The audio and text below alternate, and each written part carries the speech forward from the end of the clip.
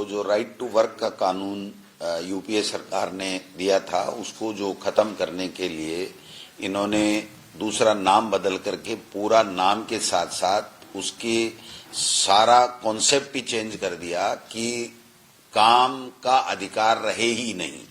आप समझ सकते हैं कि जिस प्रकार से पहले हर व्यक्ति को काम मांगते ही मिलने का अधिकार था, अगर काम नहीं मिला तो उसको बेरोजगारी भत्ता दिया जाएगा, वो कानून अब समाप्त कर दिया गया है। दूसरा 90% सेंटर देता था बजट और 10% केवल स्टेट देते थे, क्योंकि स्टेट की इतनी पोजीशन होती नहीं कि वो इसमें इतना ज्यादा बजट खर्च कर सके।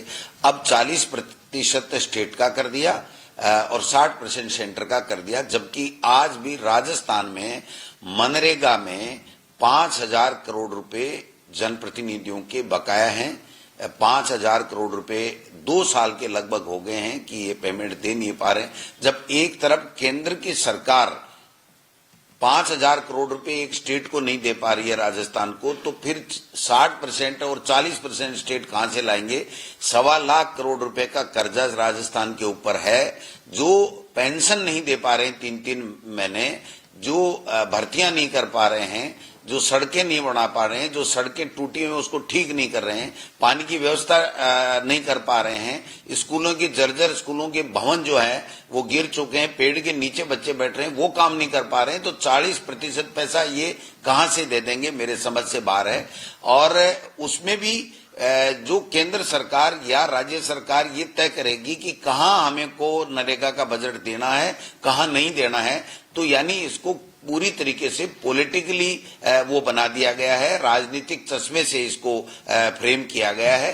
तो मैं समझता हूं कि इसके विरोध में हमने पहले भी जिलों में और ब्लॉक में धरने प्रदर्शन और विरोध प्रदर्शन किया था। अभी अखिल भारतीय कांग्रेस कमेटी ने हमें आज कार्यक्रम जारी किया है। हमारे केसी वेणुगोपाल जी जो महामंत्री जो संगठन है, उन्होंने कार्यक्रम दिया है। उसके मुताबिक 8 तारीख को हम प्रदेश कांग्रेस कमेटी के तमाम सीनियर लीडर, एमएलए, प्रत्याशी, एमपी, संगठन के हमारे पदाधिकारी सबको बुला करके हम लोग इसकी बड़ी बैठक करेंगे। उसके बाद में 10 तारीख को हम जिलों के अंदर प्रेस कॉन्फ्रेंस इसकी जागरूकता को लेकर के करेंगे कि किस तरीके से षड्यंत्र करके गरीब का हक छीनने का काम किया है, जो राइट टू वर्क था उसको समाप्त करने का काम किया है। उसके बाद में 11 तारीख को हम अंबेडकर जी की मूर्ति या गांधी जी की मूर्ति के सामने एक दिन का उपवास का कार्यक्रम रखेंगे। 12 से 29 जनवरी को हम लोग सभी ग्राम पंचायतों में चौपाल के माध्यम से जानकारी देंगे कि किस तरीके से इन्होंने जो है वो कानून खत्म किया है राइट टू वर्क का। और फिर 30 जनवरी को हम लोग जो है वो वार्डों में जाकर के और ब्लॉकों में और वहां पर कार्यक्रम करेंगे।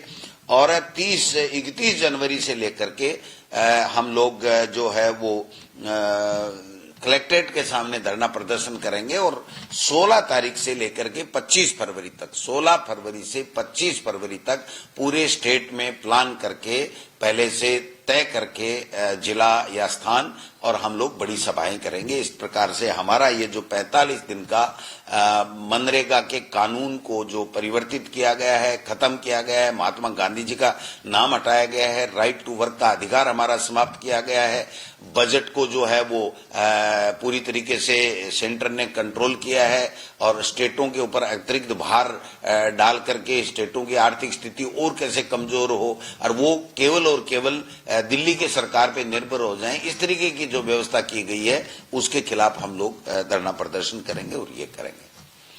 दूसरा मैं कहना चाह रहा हूं कि 1 स्टेट 1 इलेक्शन की बात करने वाले लोग, हमारे प्रदेश का 3,000 करोड़ रुपया जो पंचायती राज की संस्थाओं को, ग्राम पंचायत, पंचायत समिति, जिला परिषद को मिलता, वो हमारा पैसा खत्म हो गया है, एक तरीके से नहीं मिलेगा।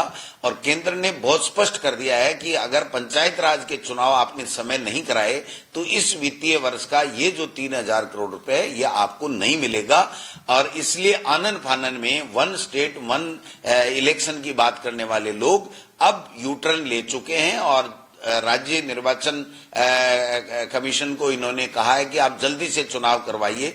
और जल्दी में देखिए गलतियां भी होती हैं। इन्होंने 25 जनवरी 2025 की वोटर लिस्ट से वोटर लिस्ट बनाने के लिए आदेशित किया है, जबकि 19 फरवरी को 40 लाख नाम कट करके और जो ये कह रहे हैं कि शुद्ध वोटर लिस्ट कर रहे हैं, तो जब वो शुद्ध वोटर लिस्ट 40 लाख की कम करने वाली आएगी तो आप जनवरी 2025 की जो वोटर लिस्ट है उसको सही कैसे मान रहे हो? उसके आधार पे चुनाव का कार्यक्रम आपने डिजाइन कर दिया है। तो मैं समझता हूं कहीं न कहीं ये फिर उलझेंगे और नई जो वोटर लिस्ट बनेगी फरवरी में जो आएगी SIR के बाद में, उसी से इनको चुनाव कराना पड़ेगा। अगर 31 मार्च से पहले तमाम जितने भी ड्यू हैं पंचायती राज के चुनाव, उनको अगर नहीं कराएंगे तो हमारा 3000 करोड़ रुपया लैप्स हो जाएगा।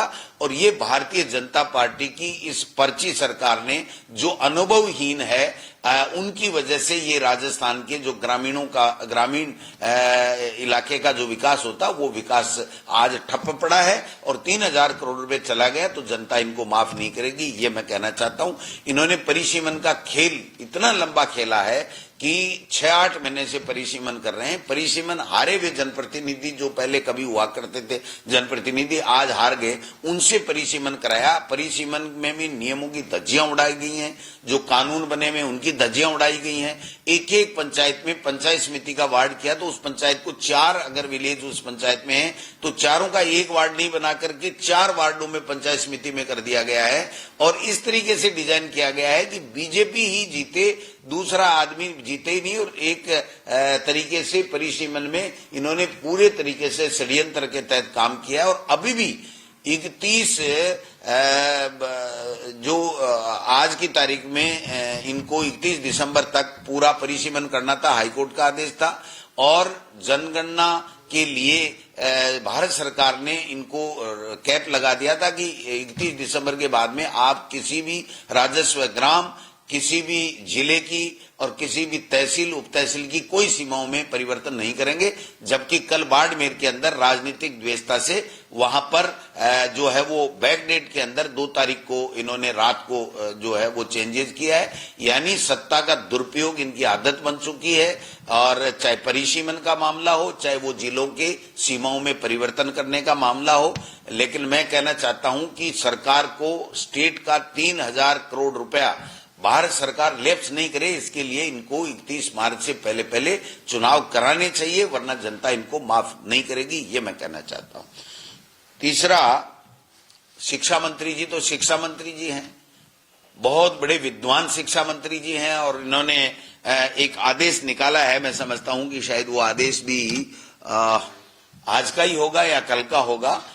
उसमें उन्होंने लिखा है कि जिस दिन नो बैग डे होगा, ये हमने किया था नो बैग डे, बच्चों को बस्ते से मुक्ति मिले, तो उस नो बैग डे के दिन जो अदर एक्टिविटियां होनी चाहिए उसको उन्होंने ठंडे बस्ते में डाल दिया। और उन्होंने कहा कि सत्ता के ऊपर चर्चा होगी। मैं समझता हूं कि हर जो सुनेगा उसको हंसी आएगी कि सत्ता पे चर्चा क्या होगी। क्या बच्चों को एकत्रित करके नो बैग डे के दिन ये बताएंगे कि ये पर्ची से मुख्यमंत्री बने हैं? क्या ये बताएंगे कि शिक्षा मंत्री जी किस तरीके की भाषा का इस्तेमाल करते हैं? क्या ये बताएंगे कि ब्यूरोक्रेसी इतनी हावी है कि जो है वो मंत्री और उनकी नहीं मानती? क्या ये बताएंगे कि 360 डिग्री परीक्षण के आधार के ऊपर अधिकारी लगाए गए हैं जो इनके मंत्रियों की नहीं मानते, इनके ऐसे लगे हुए हैं? क्या ये बताएंगे कि सीएमओ में क्या खेल हुआ, क्या भ्रष्टाचार हुआ कि सीएमओ के अधिकारियों को हटाना पड़ा और दूसरे अधिकारियों को लाना पड़ा? क्या ये बताएंगे कि अफसर इनके फोन नहीं उठाते? क्या ये बताएंगे कि जिलों में जब प्रभारी मंत्री जाता है तो उनको कलेक्टर से लड़ना पड़ता है और कलेक्टर उनकी नहीं मानता, वो कलेक्टर की नहीं मानते? क्या ये सत्ता में क्या चल रहा है ये बताएंगे कि इनका बीजेपी का प्रभारी जो है वो इनसे क्यों नाराज है, वो क्यों नहीं आ रहा है? क्या ये बताएंगे कि मुख्यमंत्री जी 40 बार जो है वो मंत्रिमंडल विस्तार की पर्ची लेकर के गए और वापस निराश होकर के लौट गए? क्या ये उसमें बताएंगे कि किरोड़ी मीणा जी जो मंत्री हैं वो सरकार के ऊपर 8 करोड़ रुपए प्रतिदिन की बजरी चोरी का आरोप लगा रहे, क्या वो सही है? तो ये क्या बताना चाहते हैं, सत्ता की क्या चर्चा कराना चाहते हैं? मैं समझता हूं कि ये दुर्भाग्य है कि हमारे प्रदेश में पर्ची का मुख्यमंत्री बना जिनको कोई अनुभव नहीं है, सत्ता चलाने का, और ऐसा शिक्षा मंत्री इस प्रदेश को मिला जिसका कोई शिक्षा के प्रति विजन है ही नहीं। वो तो अनर्गल बयानबाजी, हिंदू मुस्लिम और आरएसएस की पाठशाला में किस तरीके से जो है वो उनको सिखाया जाता है कि कैसे दो वर्गों को भिड़ा करके अपनी राजनीतिक रोटियां सेकनी है। तो मैं समझता हूं कि ये सारी की सारी चीजें हैं जो ठीक नहीं है। तो मैं इतना ही निवेदन करना चाहता हूं कि ये सरकार 2 साल में सुशासन नाम की कोई चीज नहीं दे सकी है। महिलाओं के ऊपर अपराध बढ़े हैं, भ्रष्टाचार जो है वो बेलगाम हो चुका है, आए दिन भ्रष्टाचार। जो पहले कुछ सुनते थे वो तो 4 गुना या 10 गुना तक बढ़ गया इनका भ्रष्टाचार। हर मंत्री जो है वो बिना किसी के लिए दिए कोई काम ही नहीं करता है। कोई भी अधिकारी किसी प्रोजेक्ट पे स्टेट की भावना से, वेलफेयर की भावना से काम नहीं करके अपना हिस्सा ले रहा है, हिस्से के साथ में उसे प्रोजेक्ट में पार्टनरशिप और मांग रहा है। इस सोलर के नाम से जो सोलर की जो बिजली पैदा होगी वो तो बाहर जाएगी, किसानों के खेत बर्बाद होंगे जहां से लाइनें जाएगी। और हमारा जो लैंड बैंक था, जो सरकारी जमीनें थी, उनको कोड़ियों के भाव भ्रष्टाचार की भेंट चढ़ा करके अडानी अंबानी और बड़े अपने नजदीकी लोगों को दे दी गई है। इससे स्टेट का जो लैंड बैंक है वो समाप्त कर रहे हैं और इसके अलावा कुछ भी नहीं कर रहे हैं। मैं समझता हूं कि इससे प्रदेश में 2 साल में जितनी बार हर डिपार्टमेंट की समीक्षा बैठक मुख्यमंत्री ने ली, उसका रिजल्ट 0 है। मुख्यमंत्री दिल्ली गए, वहां से कोई भी कुछ भी बजट लेकर के आए हूं, उसका रिजल्ट भी 0 है। और पर्ची लेकर के रोजाना जाते हैं कि साहब मंत्रिमंडल में ये हो वो हो।